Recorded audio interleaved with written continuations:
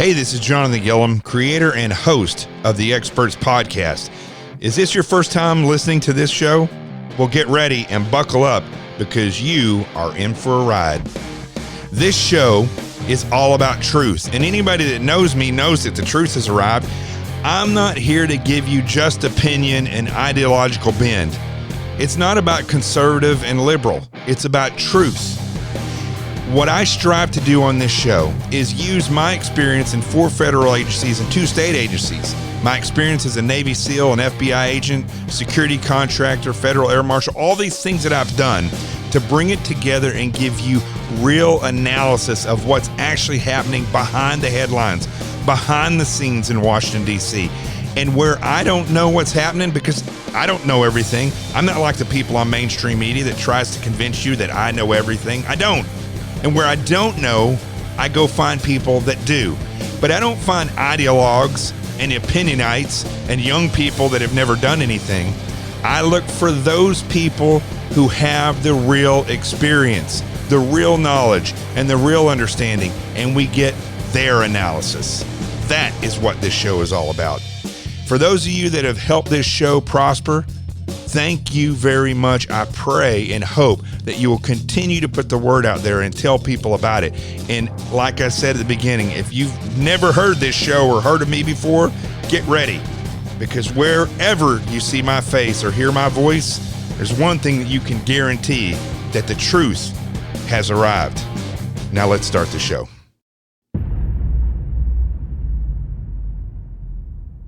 You know what the American people are thinking right now? They're thinking that the brain is an amazing organ. It starts working in a mother's womb, and it doesn't stop working until you get elected to Congress. You know what the American people are thinking right now, Mr. President? They're thinking that this country was founded by geniuses, but it's being run by a bunch of idiots. You know what the American people are thinking right now, Mr. President? They're thinking, why do the members of the United States Senate continue to double down on stupid?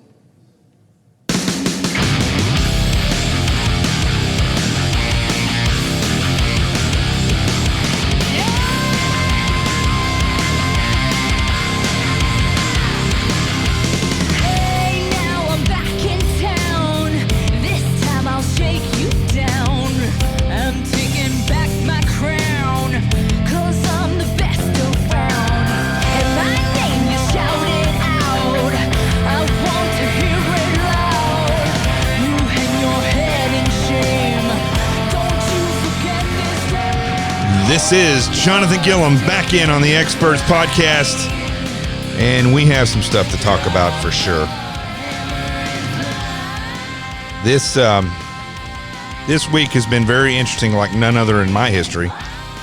And one thing I can definitely tell you is that unless you grew up during the plague, most people have never experienced what's happening right now in the world. You know, it was just last week in the United States, well, really around the world, but it was just last week where if you sat on your computer all day or sat in front of a TV all day and all you did was eat and lay around, well, you were considered a bum. And now that seems to be regular, isn't it? And if you didn't go out and socialize, you were considered a misfit, a social misfit. Well, now that is the norm. And I'm not saying there's anything wrong with it. In fact, I say that we should be like that. I mean, we should have been like that before, and people must continue to do this social distancing, as they want to call it. I just call it stay home. Stay your rear at home. Don't eat so much because you're bored. You know, that's one thing you got to do is keep your mind busy. And if you can get outside and walk around or do push-ups, I bought gym equipment, so I've been working out, you know, and I live like this anyway. I ride a lot, so I'm home a lot by myself. And one thing I didn't used to have were my dogs. They both passed away at older ages, and but I don't have that now. There's a big difference, and I will recommend, but don't do this if when things go back to normal, you're not going to take care of them. But I would recommend, if there's any way possible right now, which nobody's really talked about this, but a lot of people that are lonely or people that are bored, you could get yourself a dog or a cat, but don't make that commitment unless you're willing to follow it through when you have to go back to work. So remember that. But I will tell you, if you're not feeling up to snuff and you're bored, and having an animal companion is amazing. It really is. There's a reason why that dogs are considered therapy, because nobody's going to love you and be as happy as they are every single day, all the time. It's just, they're just such loyal pack mentality animals. But let's talk about opposite of that. Let's talk about the political parties and how they have become, and I've been saying this for a long time, this is going to be no big news for you if you have any understanding of politics and the problems in this country. Politics are the greatest national security threat that we face.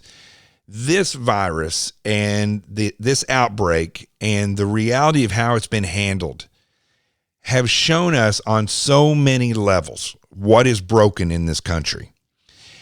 Let's start from the beginning of, let's say 5 or 10, before even President Trump. Let's say even before Barack Obama. Let's say during the Bush era. I mean, you could go even further back than that, but that's far enough. You can go back to Clinton era, Bush before him, Reagan. I can guarantee you, folks, the country has never been prepared for this.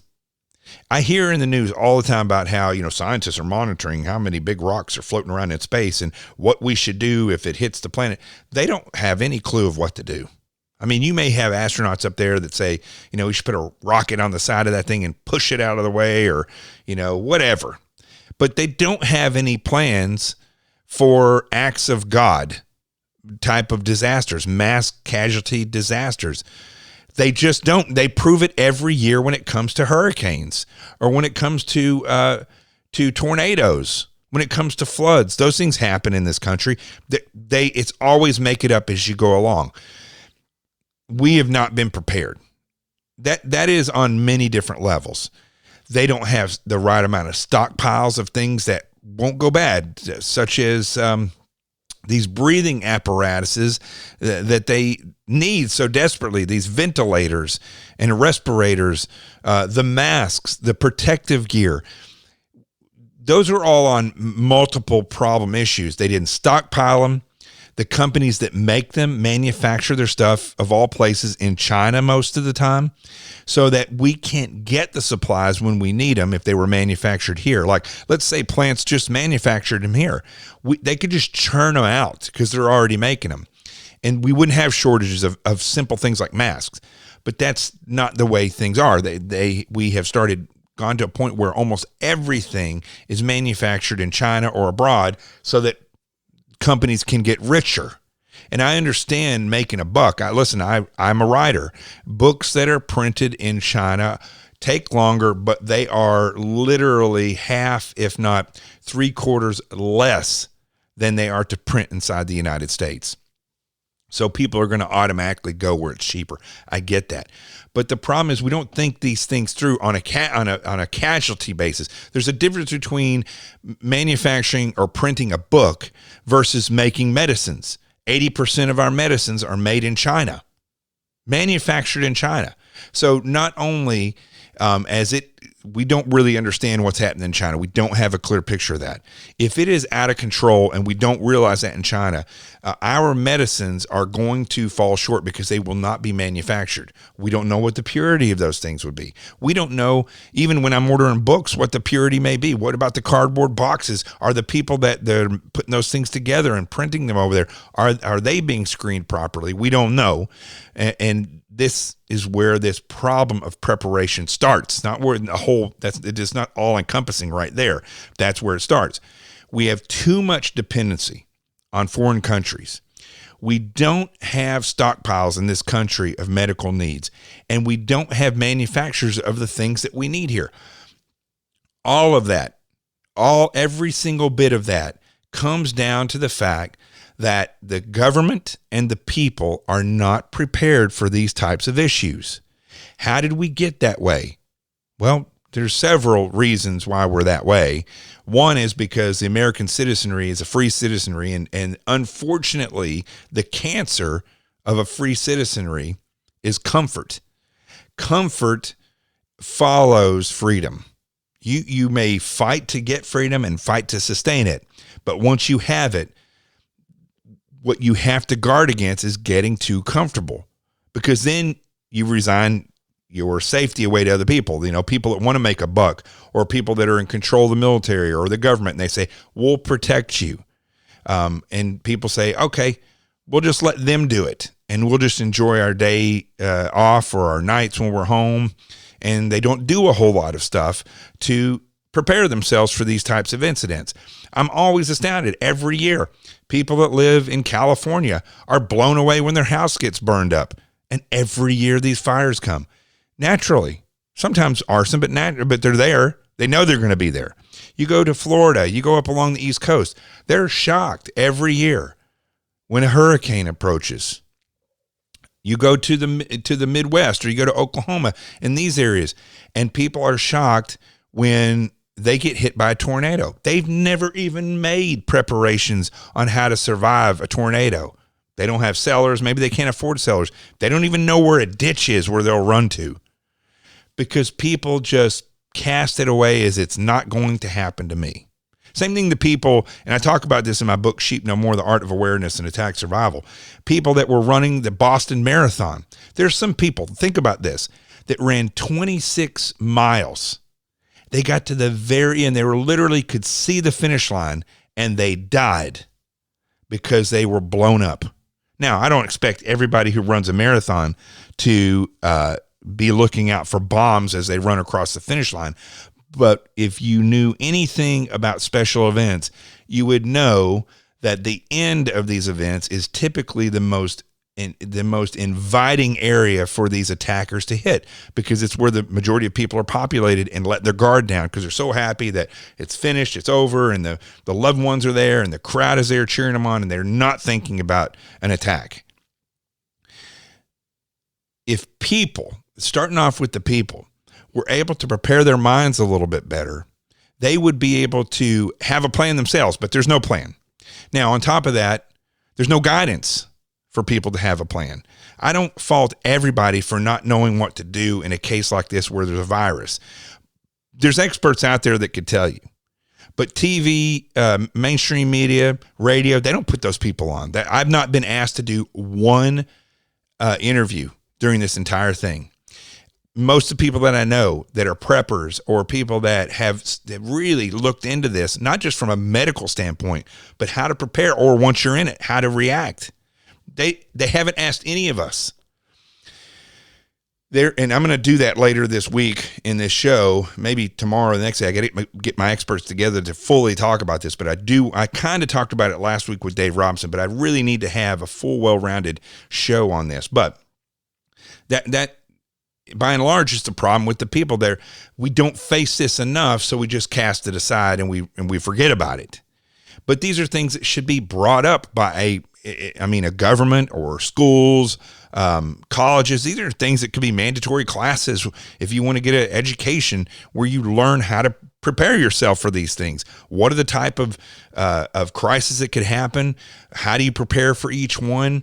How long should you expect to be quarantined? And this is nothing that, as far as I can see, looking at the history of viruses, this is nothing that was a secret to anybody who studied these types of epidemics.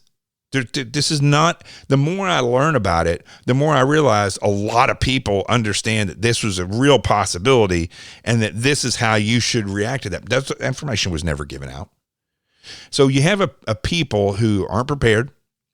They don't realize that it could happen, and they're not given the proper guidance. They're not held to a standard. You see, that's the other thing. The governments don't, everybody holds the government to a standard. The government doesn't hold the people to a standard. I think as a citizen, you should be held to a standard, and you should be empowered. If you take people's power away from them, they will fall. They'll falter when it comes time to be tested. So people need to be empowered. And then if they can't handle it, then if they're in a leadership position, they should be pulled out. But then you can assist them as needed. When we look now at transition, that's part of the problem of preparation. But when you look at the leaders in this country, when we're talking about from the ground up, you're talking about mayors, chiefs of police, chiefs of the fire departments, Homeland Security, mayors, governors, congressmen and senators, state and federal. These people did not prepare for this at all. They had minor plans for it, and most of that was determined by groups of people that worked in these pandemic response groups or weapons of mass destruction groups, and they would say, well, we do roundtable or red cell roundtable type of exercises where they kind of talk about this stuff, but they don't really get to the bottom of it. I mean, people have been sending stuff around about Bill Gates and all this stuff and different groups that have had these panels, but nothing came out of it. There was no preparation that came out of it. The government was not prepared. I'm talking about all governments in the United States. They're not prepared. That's the second part of this. We're not prepared. We just have not forward thought this. A lot of this stuff could have been said. This is if this virus occurs, this is where we're going with this. We know that it's going to take this long, potentially. Well, they could even have it in categories. Certain kind of virus that we know that it's going to die out quick. This is how long you're inside your home. This is the type of food that you may need for this period of time, and so on and so forth. Longer virus, you're going to need this food, or we'll put this in the process, or we're going to give out checks to people at this point. But right now, they're making it up as they go along, and that is not where you want to be in a crisis like this. And the sad thing about it is not where you have to be. Could have been prepared, could have been pre-thought out. And then again, as I started with, the third part of this is the fact that we're so dependent on other countries for supplies, for medicines, and for the numbers. Before we even, this is a crazy thing about this, before government officials, it wasn't just Trump. Everybody's out there saying that Trump reacted slowly. Many people, de Blasio, the biggest complainer in the world, one of the reasons why I believe it spread so quickly in New York City is because de Blasio is an idiot and should not be in control of the city. And New York City, guess what? You got what you asked for with de Blasio.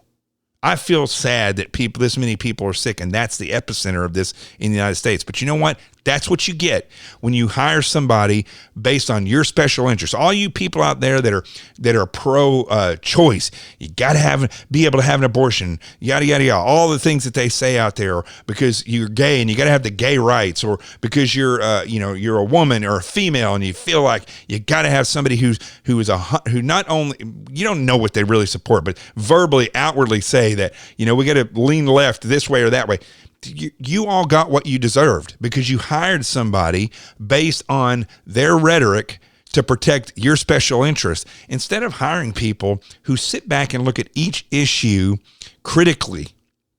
And there are people who, for instance, this isn't a pro-life, pro-choice debate, but there are leaders out there that are pro-life, but they've thought through it critically.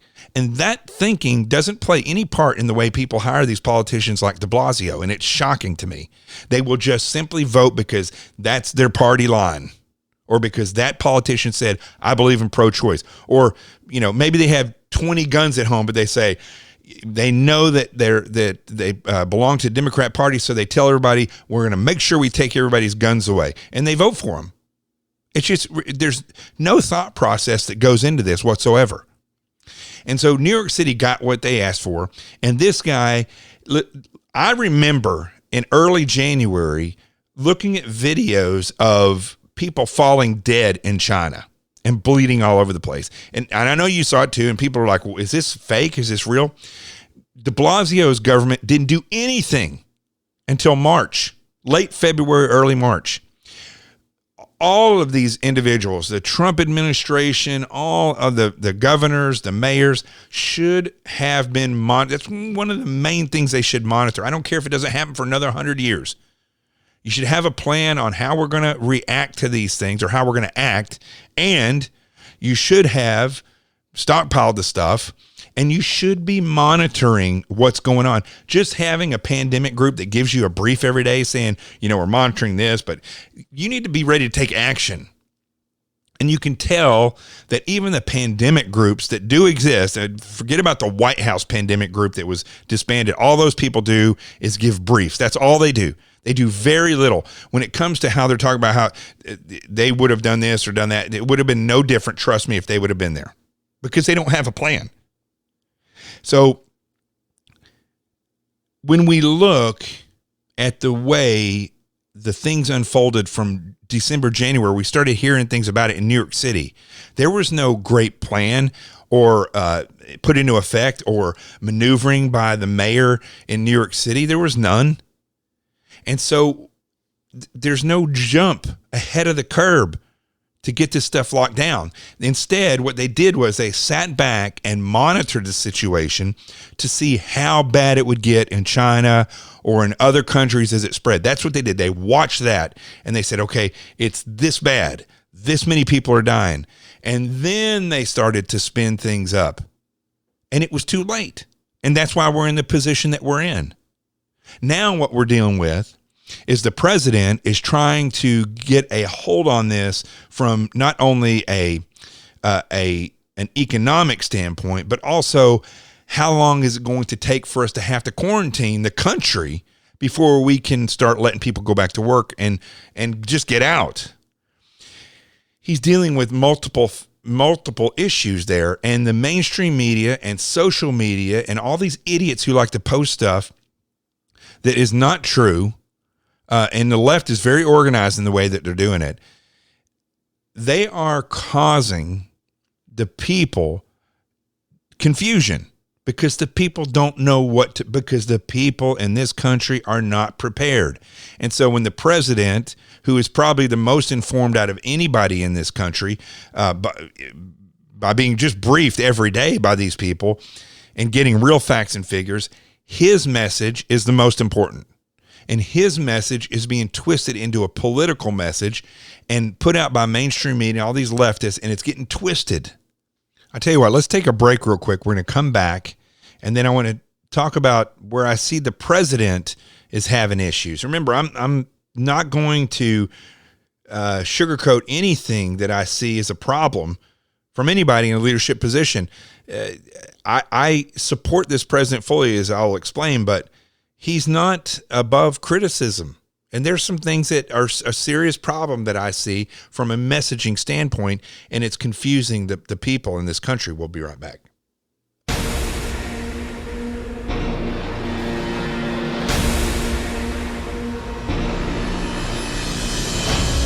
Hey, this is Jonathan Gilliam, and of course you're listening to the experts, so you know it's Jonathan Gilliam. So I have a book called Sheep No More, The Art of Awareness and Attack Survival. I always try to talk about it and do at least one little commercial here. This is going to be a short one because I think you see exactly in what's going on in the world, even though this is a virus, you can still be prepared. Remember, I always talk about this, being prepared. It means you're prepared before these things happen, right? That's how you have a plan.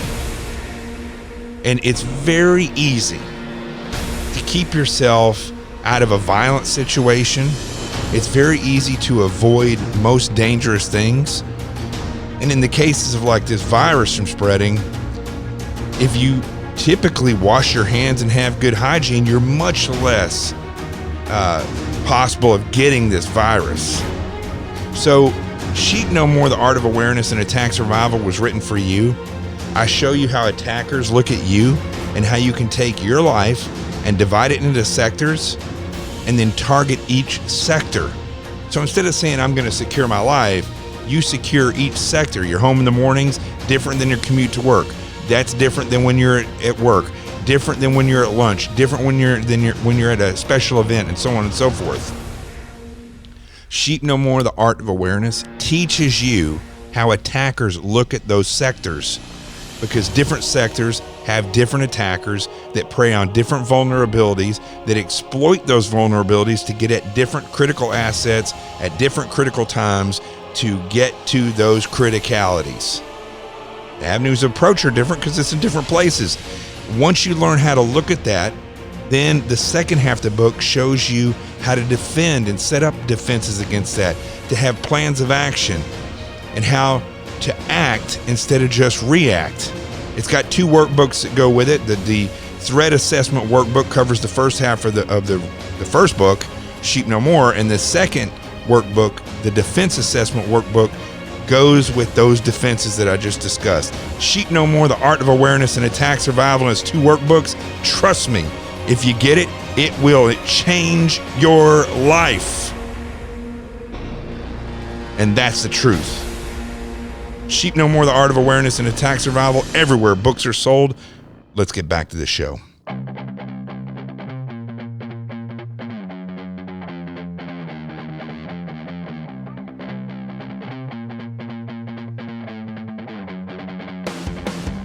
And I'm going to give, I'm a big supporter of the president. A good friend of mine who does not share my political beliefs said the other day that he hates talking politics with me, and he doesn't know how I believe what I do. He goes, "You're a Trump lover." And I said, I don't love the president. I don't love any politician. I love my mom, and I loved my dogs, and, my family and friends. But politicians, I put my faith in some of them. I respect some of them, and I support many of them, but I don't love them. I don't follow Trump because I love him or worship him. I like him and support him because, for many reasons. One, he's not part of the swamp. He was not raised in D.C. Some of these people have been there for 30, 40 years, older than many of the people who listen to this podcast. They've been in Washington, D.C., and Washington, D.C. is a complete failure. So they've been failing for 30, 40 years. But one thing I have to say about, in criticism of the way this is being handled, is that the president he talks too much. When it comes to these briefings, he should stand up there, make his statements, and step back or leave. And let his team, the best conferences or pressers that I've seen is when the president says what he has to say and then he leaves and he allows the team to answer the questions. He should be lockstep with that team. There should be no disagreement. The team shouldn't be going out and trying to back up what he said or word what he said. There shouldn't be any of that stuff. All it does is add to the confusion. And it really is not necessary, and it is it's troubling for me. And I think it's very confusing for a lot of people. And like I always say in this show, nobody is safe from criticism. If you're doing it wrong, I'm going to call you on it. And I don't care. There was some girl that I don't follow on Twitter who's got a blue check mark, and she's saying that this nonsense about how, I think it's Randy Couture's girlfriend. She's saying something about how we should allow the young people and younger people in this country to go back to work and to support the older people. But what she doesn't realize is that if you do that, they are going to get sick. There's going to be a number of those people that already are sick. And so they will be out of the workforce. Then the other people who are carriers will go back home and they will give it to the old people. And it's not just old people. Listen, folks, there's 40-year-olds, 30-year-olds that have died from this. Okay, so maybe the numbers, it's funny how people want to play the numbers when it's in their favor. They always say, well, no, it's 48 years old. Well, you're 38. You're not that far away from it. It's still going to hit you pretty hard. Or people that have asthma, but I'm 20. Well, you got asthma. You got an underlying condition. Well, I'm healthy. I don't have anything, and I'm 36 years old. There's people that are that age that have died or that have gotten sick and had lung damage. When we look at how the president is handling it, overall, I give him a pretty good grade. I think he's the calmest person in the room, and that's important. You have to be calm when you're at the top. He is an optimistic person. That's important. He understands that the system is broken.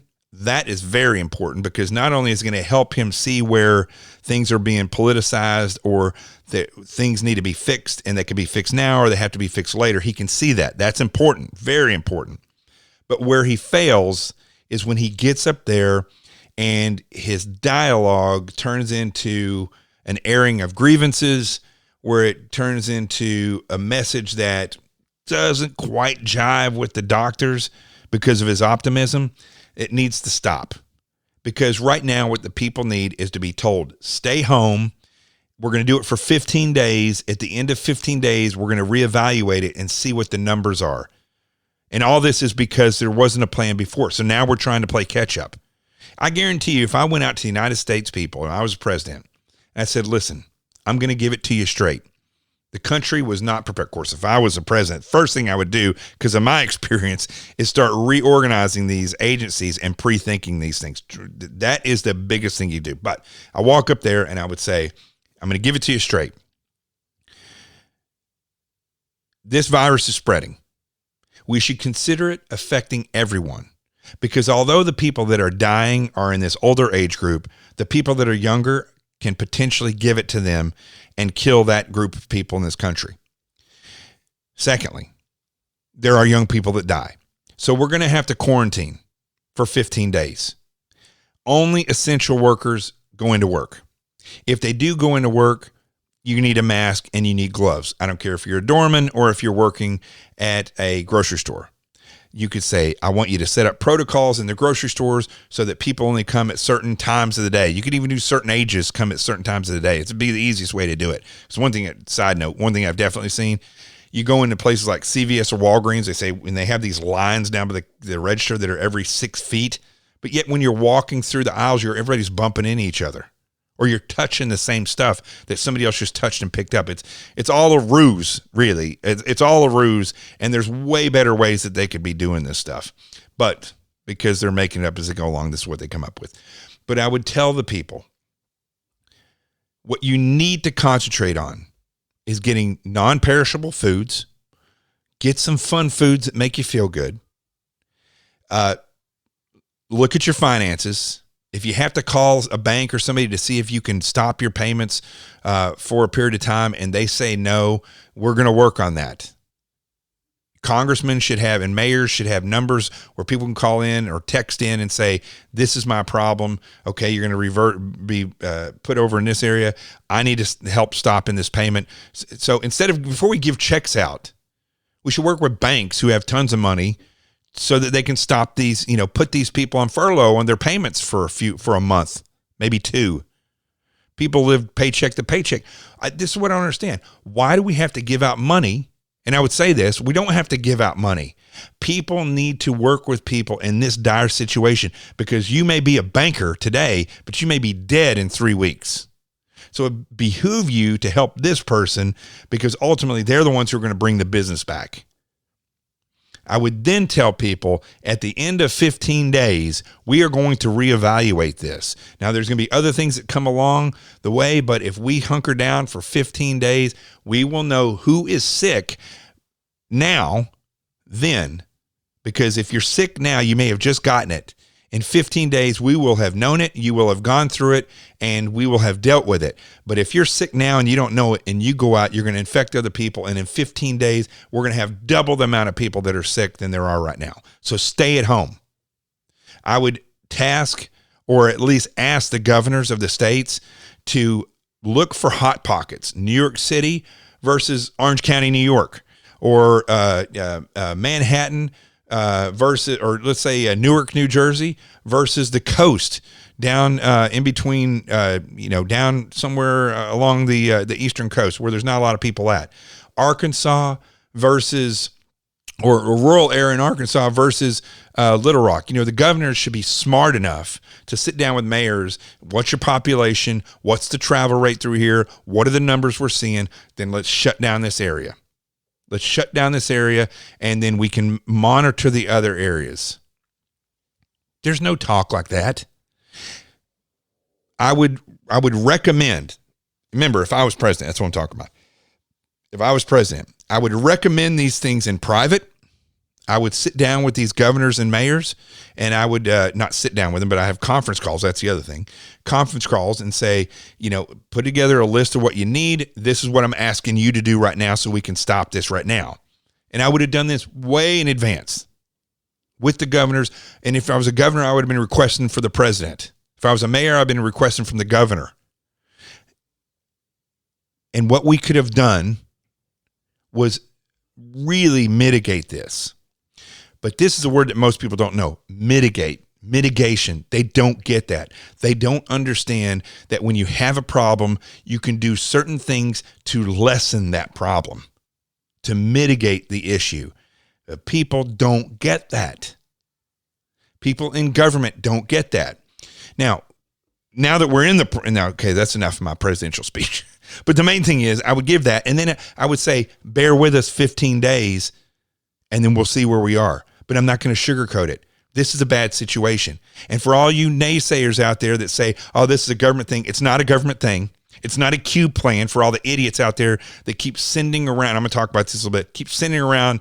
I've gotten notice after notice from different people saying, oh, I have a brother whose cousin is a friend that's in the National Guard that said they're going to do martial law in a week. Well, okay, stop with that. It's crap. Okay. One person they work in the FBI. The other person is the National Guard. It's all crap. Stop posting that stuff. I would say that. But I would tell everybody that we are in this situation. This is where we are now. We're going to try to mitigate this circumstance. So what I want you to do is stay at home. Governors, mayors, if your cities have a bigger problem, lock it down. And then, because the federal government's not going to come in and declare martial law, you states need to be responsible for your own self. You cities need to be responsible for yourselves. Then, if you need masks or you need respirators or you need assistance with medical people, we can take care of that and help you. But don't, like de Blasio does, turn to the federal government, throw up your hands and say, we need you to do everything. We need assistance from here. We need products from here. Why didn't the city have that already? And that's what I would tell them. You have to handle your problem. And then once you've handled it, once you get to the point where it is handled as much as you can, then we will step in. We may step in before then to assist you to that point. But you have a job to do. And I would have said that. And I would have told the American people the same thing. And then I would have shut my mouth and walked off the stage and let the experts answer the questions. And I would have made sure that my thought process is the same as theirs. And if the president has political reasons why, not just political, but real reasons why he doesn't want to panic 300 million people, then those doctors that are up there should be lock and step with him. And they should not go any further than what needs to be said. And right now, quite frankly, what needs to be said to people is not that we think this medicine's going to do good, or we hope that we'll get you out of here sooner, or another doctor, that's the president, and then the doctor saying, well, this is going to take a lot longer, or a mayor saying, or a governor saying this is going to take 6 months. Nobody knows right now. Nobody knows. So lock that stuff down. We concentrate here and 15 days ahead. We'll have task people to think further than that, and we'll have plans further than that, and we'll announce those plans. Not wait to 15 days to announce those plans. You get into it, you say, well, we're looking at this at 15 days. If we don't see any difference, this is what we're going to do. And then thinking outside the box. Challenging companies, think outside the box. If you're a restaurant, think of ways that you can get food to people. Sterile. Ways where you're not spreading any illnesses. If you have to look, people keep complaining about their jobs. So lock your staff down a week at a time. Set up some beds in there where the tables are. And pay them double. Or find people that will. These solutions don't exist because nobody's prepared for it. And then I would walk off the stage. See, here's the problem. Everything is being made up.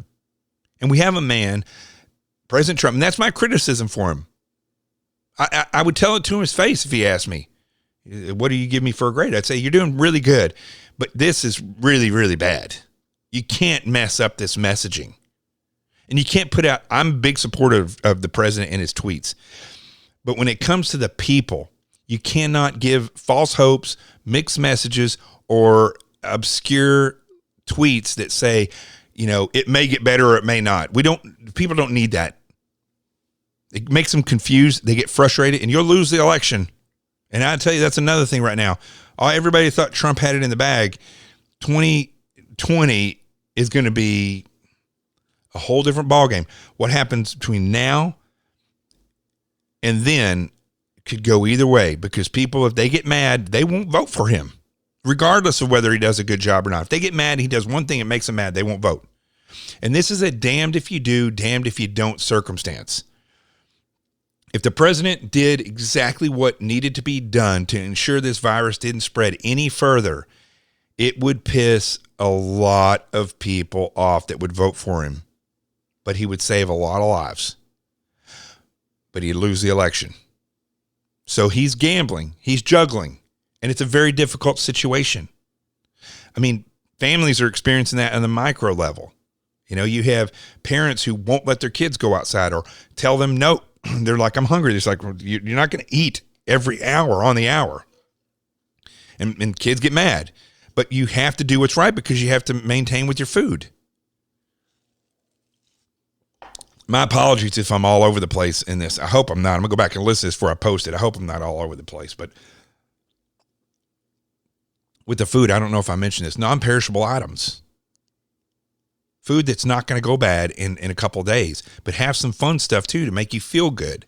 Look, if you're a strict regimen of fitness, and you're locked up in a home in a room or an apartment for 2 weeks, you might want to have some chocolate or something that makes you feel good that you'd eat it on your cheat day. But don't go eat it all at once. Have a little bit here and there. And with that being said, let's take a break. If you can go get your favorite snack food, and we'll be right back. Hey, this is Jonathan Gilliam. If you've been listening to this podcast, you've heard me talk about my new book that's coming out April 7th, The Adventures of Team Little Bigs, a parent's book for children. I can't think of a more important time than right now in securing your children in every way of life. Whether it's washing their hands or looking out for bad guys, understanding that you shouldn't play behind the tire of a car. These are lessons that are going to be in this book so that you can teach your child safety and security, awareness and communication at the youngest age.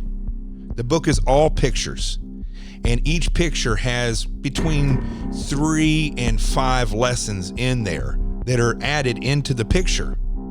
And what the parent does then is we're developing a website right now to be ready when the book comes out, but it's going to have lesson plans on there for the parent. So the parent takes the lesson plans, they give the book to the child. As the child goes through the pictures, the parent goes through the lesson plan and teaches the child to be aware, safe, secure, and how to communicate.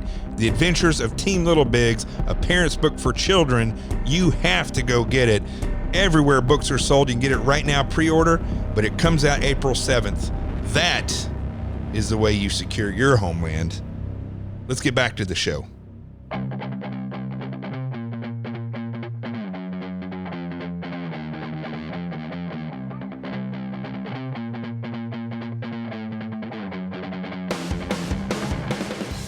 What a mess. I mean, what a mess. 3 weeks ago, I guarantee everybody listening to this podcast, 3 weeks ago, would you have ever thought that you'd be in this situation?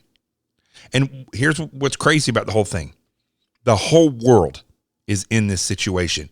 Nobody's moving anywhere. I don't want to be dark, but man, if there was ever a time to attack your enemies, not right now would be that time. Holy cow. I wouldn't think there's ever been an easier time to track your enemy, to locate them and destroy them than right now. Probably not going to happen, but man, I'll tell you what. If you unleash the teams right now, the SEAL teams and the Special Forces and the Air Force and Navy Air, woof, you could really, really, really take a big hold on your enemies. Just saying. Now, that is what I just went through, that whole 39 minutes of rambling about, and I would like to look at it as structured rambling, of where the problems are, the 3 things you need to bring out of that. in order to prepare for the next time is that you, as a human being in this country, have the ability to be fully prepared for the next time this happens. You also have the ability, even though you're in it right now, to go ahead and put together your plan of action for tomorrow or the next day or the next week. Or what if we get to 15 days and it is not getting any better? There is things that you can do to get started in being prepared and living this thing out until it's finished. 2, we need to stop being so dependent on other countries for drugs and emergency equipment. And overall, less dependent. And 3, the government itself has to forward think these things, just like I said that the people can. The government can too. And they failed there.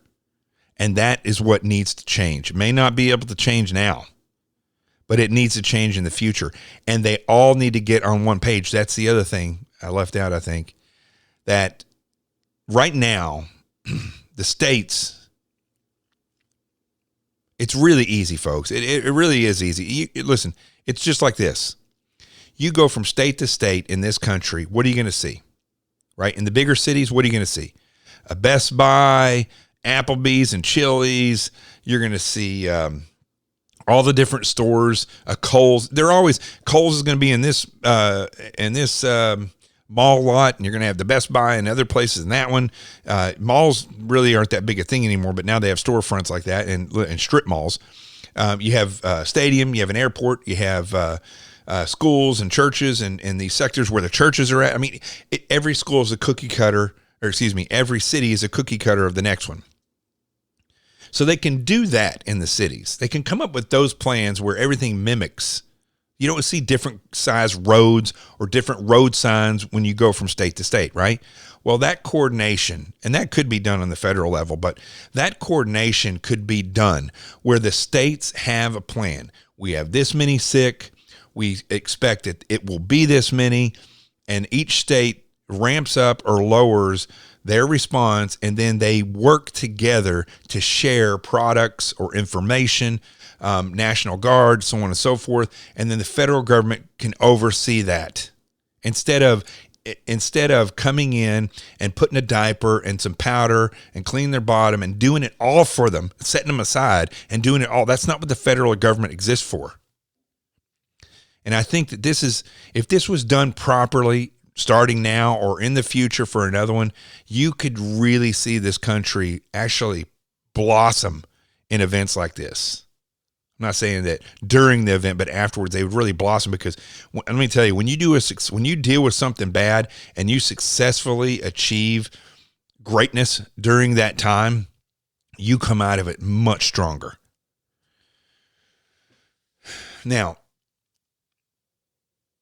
the other thing I want to discuss is the fact that, and I put a long string of tweets out on this today. Go to the feed. If you can see it's on Twitter, go look at the feed. And it basically talks about how disgusting politics have gotten.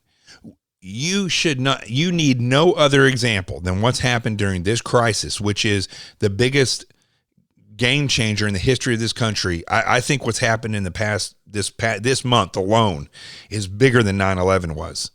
Now, I don't mean loss of life bigger, because we've only lost, at this point, as this podcast is being spoken, about 500 people have died, a little over 500 in this country. But this is going to change things. And it quite frankly could cripple our economy for a period of time. Hopefully it won't. But globally, this has really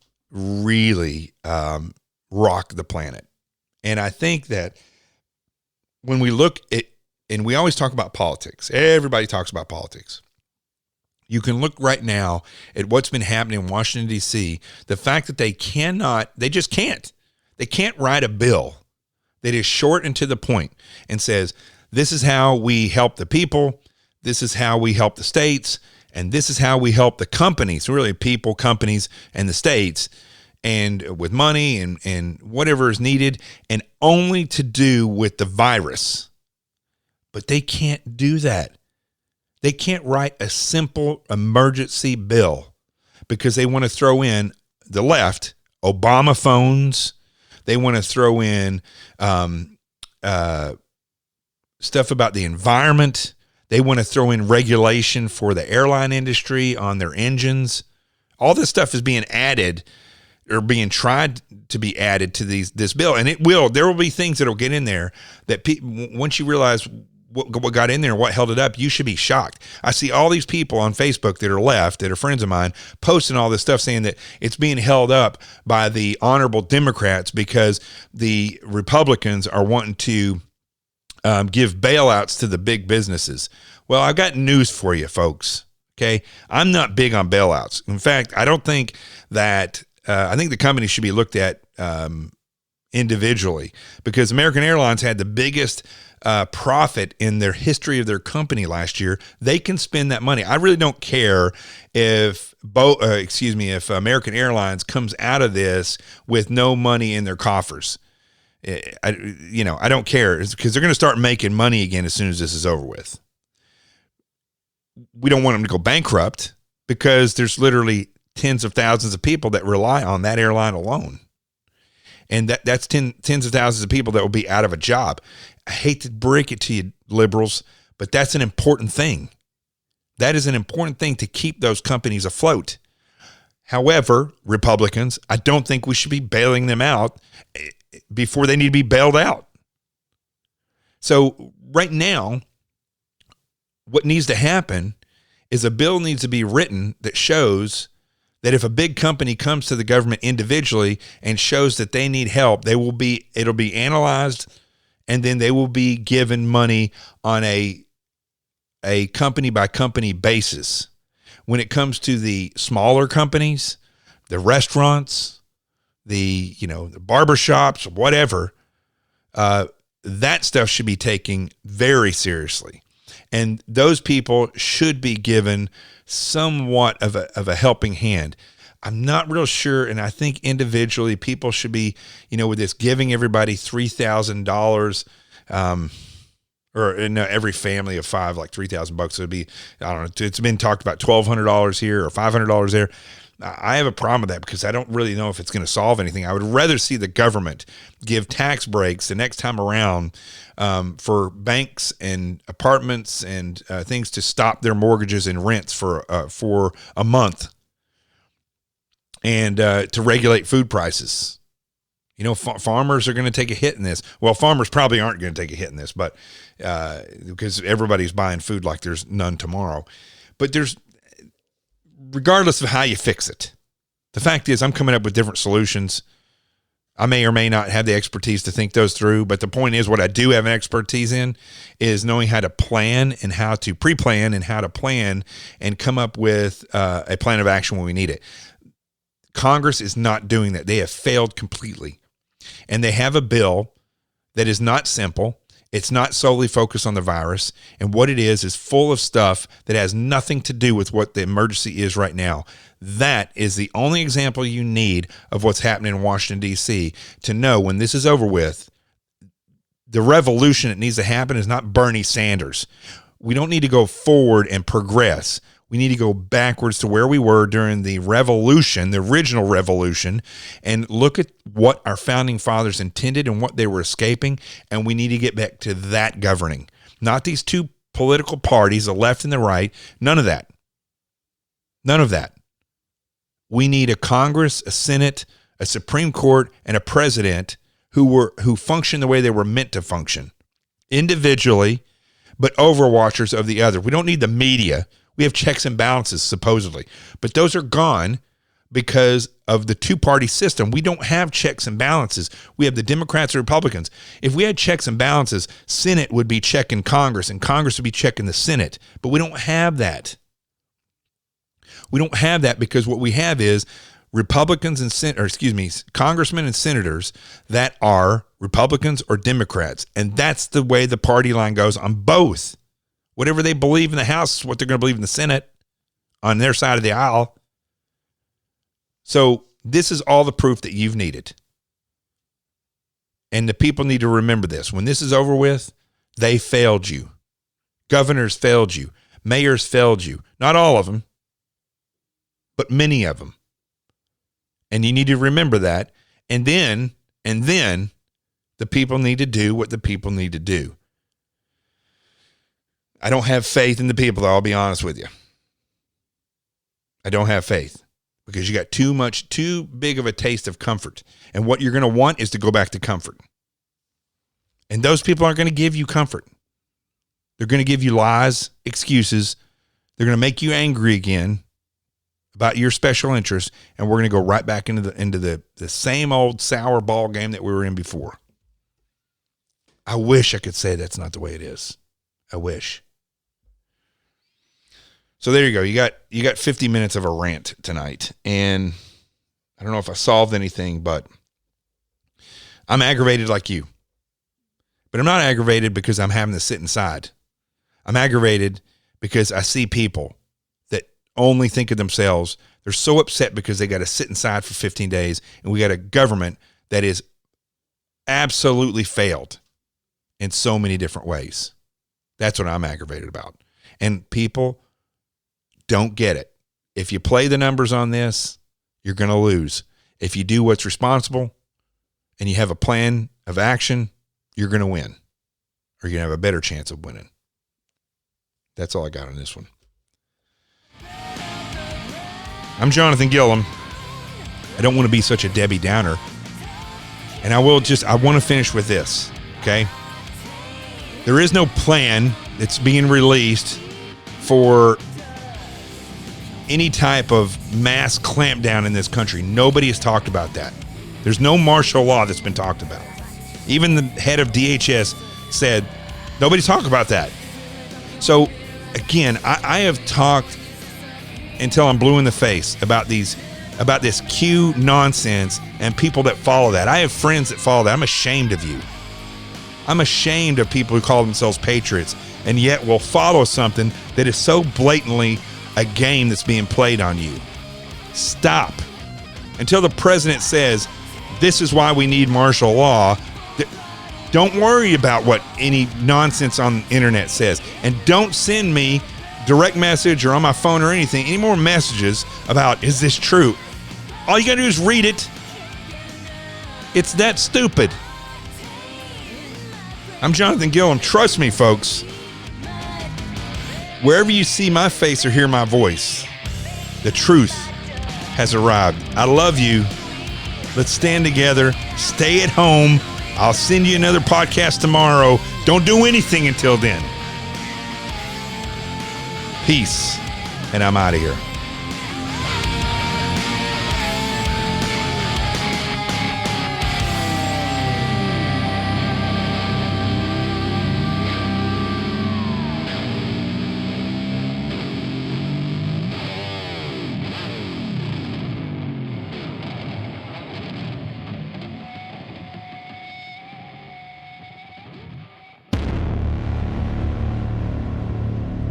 Stay home.